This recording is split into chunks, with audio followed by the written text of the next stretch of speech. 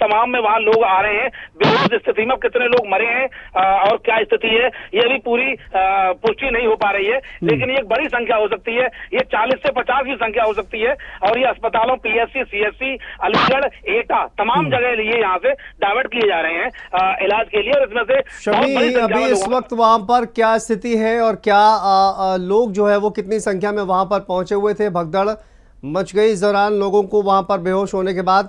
आप ये कह रहे हैं कि हॉस्पिटलाइज किया जा रहा है, इस वक्त क्या स्थिति है वहां पर?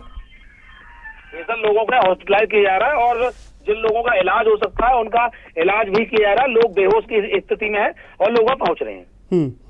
कैसे ये हादसा हुआ शम्मी, जिसका इसको डिटेल में बताइए कि किस तरह से ये कहा जा रहा है कि एक सत्संग चल रहा था और सत्संग समाप्त होता है, उसके बाद ये भगदड़ मचती है जिसमें कई लोग बेहोश हो जाते हैं, दब जाते हैं, महिलाएं पुरुष बच्चे भी शामिल हैं। जी बिल्कुल, ये सत्संग चल रहा था। सत्संग में यहाँ 85,000 लोगों की यहाँ भीड़ होती है। ये भोले बाबा हैं जो ये सत्संग करते हैं और उसके बाद जो है इसमें जैसे ही वहाँ भगदड़ मची है क्योंकि लोग जैसे ही निकले हैं बाहर, गाड़ियों का जाम लगा हुआ था, गर्मी भी बहुत थी और उसके तहत वहाँ कुछ लोग बच्चे दब गए और दबके वहाँ भागदौड़ हुई और उसमें भारी संख्या में लोगों के घायल। और पहले माना गया कि ये सब लोग बेहोश हैं, लेकिन बाद में ये लगा कि ये लोग बेहोश नहीं है, ये लोग धीमे धीमे इनकी मरने की संख्या अभी प्रशासन पुष्टि नहीं कर रहा है और अभी तक बेहोश ही बता रहे हैं, लेकिन इसमें बड़ी संख्या में लोगों के मरने की, बेहोश की, घायल की संभावना है, महिलाओं की, पुरुषों की, बच्चों। बिल्कुल, देखिए एक्सक्लूसिव तस्वीरें हम अपने दर्शकों को दिखा रहे हैं जहां पर ये बड़ी खबर इस वक्त सामने आ रही है हाथरस से, जहां पर हाथरस और एटा बॉर्डर की ये खबर है जहां पर एक सत्संग का कार्यक्रम चल रहा था और सत्संग समाप्ति के बाद भगदड़ मचती है जिसमें कई लोगों के दबने की खबर सामने आ रही है। अब धीरे धीरे उनको हॉस्पिटलाइज किया जा रहा है। शम्मी हमारे सहयोगी जुड़े हुए हैं। शम्मी, वहां पर मौजूद जो लोग हैं उनका क्या कुछ कहना है और एक अनुमानित आंकड़ा अगर बताया जा सकता है कि इस पूरे सत्संग में कितने लोग शामिल होने के लिए पहुंचे हुए थे?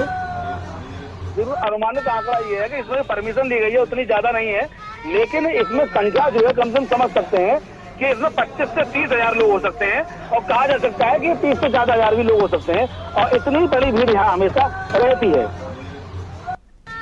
बिल्कुल, लेकिन वहाँ पर क्या किसी जो उस वक्त वहाँ पर मौजूद थे किसी चश्मदीद से क्या आपकी बातचीत हुई है शम्मी? और आधिकारिक तौर पर किसी बात लोगों करने की कोशिश कर रहे हैं और जैसे ही सर बातचीत होती है किसी अधिकारी से क्या अभी तक बातचीत हो पाई है? हॉस्पिटल में कितने लोगों को लाया गया है शम्मी? अभी पहुंचे हुए क्योंकि भारी भीड़ है और लोगों के घर के परिवार के लोग यहाँ आ गए हैं। बिल्कुल, किसी अधिकारी से अभी तक बातचीत हो पाई है क्या शम्मी? और देखिए लोगों को जल्दी से जल्दी हॉस्पिटलाइज किया जा सके, ये सबसे पहले प्रायोरिटी है। और हॉस्पिटल में जिस तरह से लोगों को लाया जा रहा है, क्या डॉक्टर से कोई बातचीत हो पाई है? डॉक्टर से सर अभी कोई बात नहीं हुई है सर हमारी, क्योंकि यहाँ पर काफी संख्या भीड़ है सर।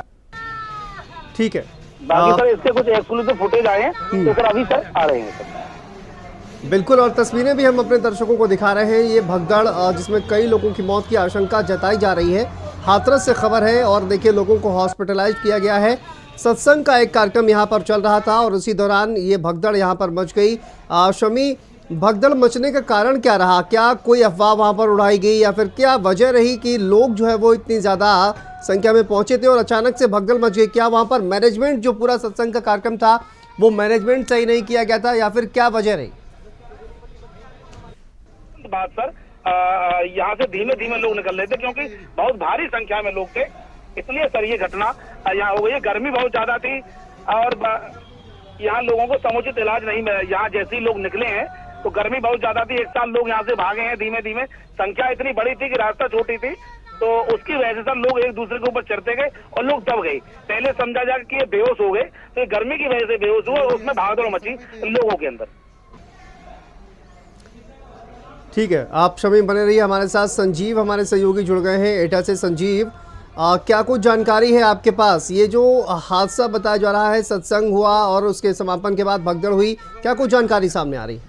जी मैं आपको बताना चाहूंगा, जनपद एटा और हाथरस के बॉर्डर के समीप बरई गांव पर भोले बाबा का सत्संग चल रहा था। जब सत्संग समापन के दौरान मची भगदड़ के वजह से जो है लोगों की डेथ हुई है, जिसमें अभी तक का जो आंकड़ा बताया जा रहा है 22 से 23 लोगों की डेथ होने की, जिसमें महिलाएं, बच्चे और कुछ पुरुष भी शामिल हैं अभी तक। और लोगों का आना जाना बदस्तूर जारी है। यह आंकड़ा मौतों का और बढ़ सकता है, यह अभी थोड़ी देर में कंफर्म हो पाएगा क्योंकि अभी भी लोग यहाँ आ रहे हैं। कुछ जो घायलों को मेडिकल कॉलेज में भर्ती कराया है, बाकी जो शव को पोस्टमार्टम हाउस पर रखा गया है। जी शांतनु।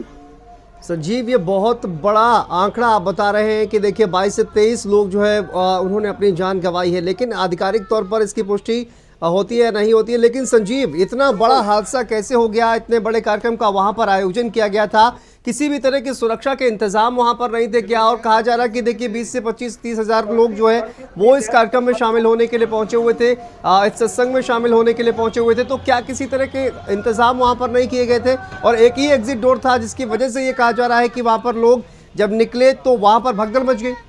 शांतनु, मैं आपको बताना चाहूंगा, ऐसे जो आयोजन होते हैं जो बगैर परमिशन के होते हैं, जिला प्रशासन से परमिशन नहीं ली जाती है और अपने मन मुताबिक तरीके से जो है ये कार्यक्रम कर दिए जाते हैं, जिसको लेकर ना तो वहाँ सुरक्षा के कोई इंतजाम होते हैं और ना ही वहाँ से लोगों की बचाव के लिए फर्स्ट एड की कोई व्यवस्था होती है।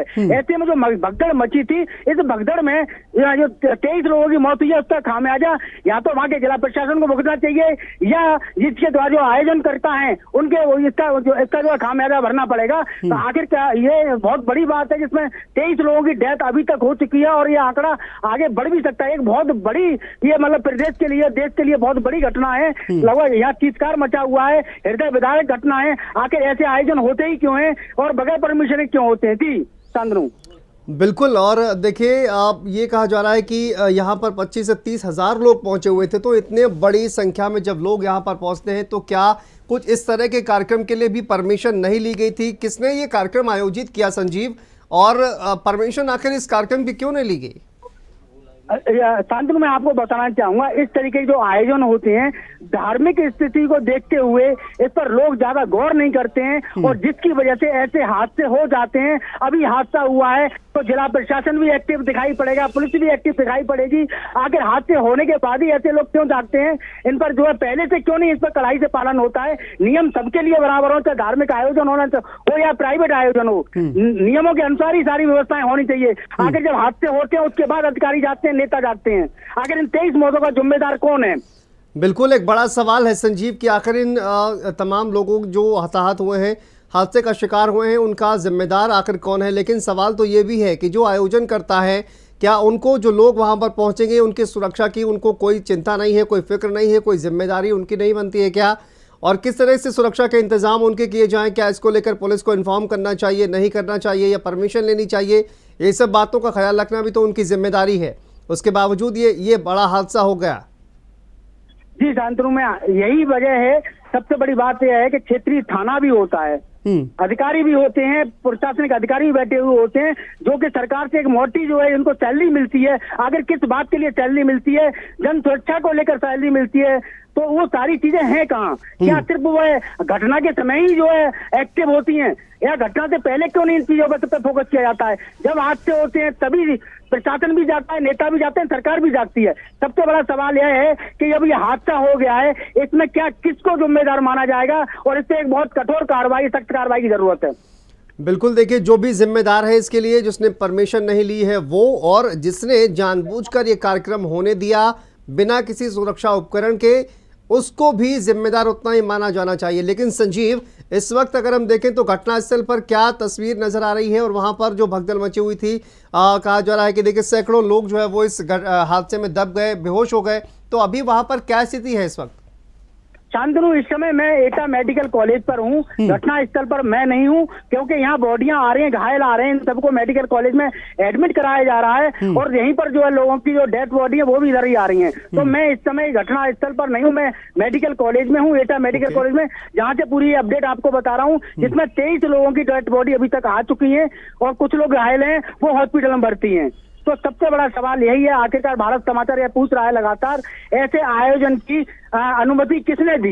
बिल्कुल, देखिए संजीव, ये एक बहुत बड़ी जानकारी आप दे रहे हैं कि अभी तक 23 लोगों की डेड बॉडी एटा मेडिकल कॉलेज में पहुंच चुकी है, और ये भी कहा जा रहा है संजीव कि अलग अलग हॉस्पिटल्स में, मेडिकल कॉलेजेस में जो तमाम लोग वहां पर बेहोश हुए थे उनको हाथरस में भी भर्ती कराया जा रहा है, एटा में भी भर्ती कराया जा रहा है। तो ये माना जा सकता है कि ये आंकड़ा और बढ़ सकता है क्योंकि अलग अलग हॉस्पिटल्स में लोगों को भर्ती कराया गया है। शांतनु, ये बात आप बिल्कुल सही कह रहे हैं, क्योंकि एटा, अलीगढ़ और हाथरस और कासगंज, जितने समीपवर्ती जनपद हैं वहाँ सभी लोगों को लेके पहुंच रहे हैं। अब उनमें लोगों की मौत का आंकड़ा अभी एग्जैक्ट नहीं हो सकता, घायलों का भी एग्जैक्ट सही आंकड़ा नहीं हो सकता, क्योंकि मैं एटा से बता सकता हूँ हाथरस में कितने हैं वो वहां से पता चलेगा, अलीगढ़ में कितने हैं वो वहां से पता चलेगा, भाई कांकेर में कितने हैं। जितने समीपवर्ती जनपद हैं वहां लोगों को लेकर भागे उपचार के लिए, लेकिन एटा में फिलहाल जो है मेडिकल कॉलेज को देखते हुए बड़ी संख्या में लोग आए हुए हैं, तभी यहाँ पर जो है 23 लोगों की मौत की बात सामने आ रही है।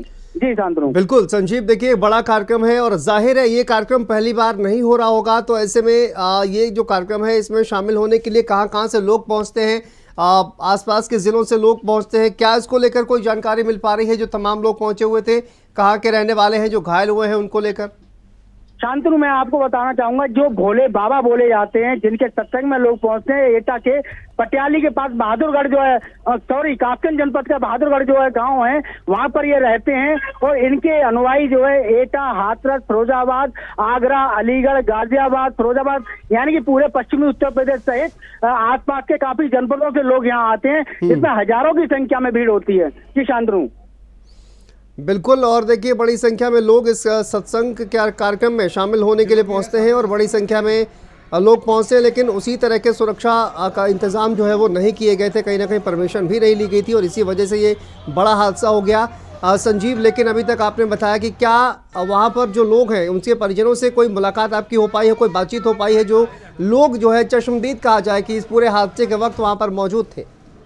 जी सर, जी शांतनु, मैं आपको बाइट भेजी है जिसमें दो, एक लड़की है जो बोल रही है, वहीं एक महिला की बाइट है। वह बता रहे हैं अचानक से इतनी भीड़-भाड़ ज्यादा थी, बहुत ज्यादा भीड़-भाड़ थी, जिसको लेकर अचानक से लोगों के सोचने खत्म होने के बाद लोगों का निकलना शुरू हुआ, जिसके बाद यह भगदड़ मची है और भगदड़ में ही लोगों की डेथ हुई है। चलिए संजीव, नजर बना के रखिए। फिलहाल बहुत बहुत शुक्रिया आपका इस तमाम जानकारी के लिए। चलिए अब आपको ले चलते हैं सीधा संसद भवन, जहां पर प्रधानमंत्री नरेंद्र मोदी का संबोधन शुरू हो चुका है। क्या कुछ कह रहे हैं सुनते हैं।